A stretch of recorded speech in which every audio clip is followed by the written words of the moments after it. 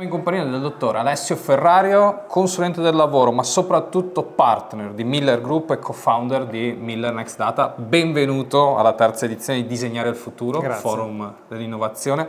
Dottor Ferrario, la produttività resta sempre una questione, secondo lei, di numeri o ormai bisogna sempre più raccontare cultura aziendale e intelligenza collettiva quando si parla di produttività? Sì, allora, ottima domanda. Non parlerei solo di numeri, ma parlerei di dati. Nel senso che noi nasciamo come un'esperienza, io sono consulente del lavoro, per cui sono abituato a lavorare con i numeri, con i dati legati a quello che è il costo della persona.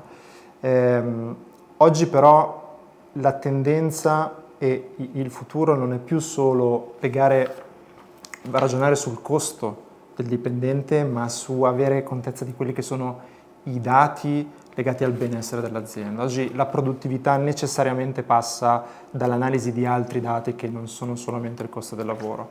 Mi riferisco ai dati legati al clima aziendale. È fondamentale sapere quanto sta bene il lavoratore, cosa vuole il lavoratore, quali sono anche il grado di competenze che ha e quantificarle, perché solo così possiamo poi andare a tracciare quello che è uno sviluppo sostenibile che poi ha un impatto concreto sulla produttività.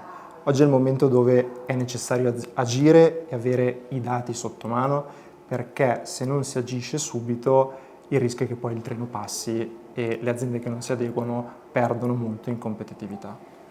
Grazie.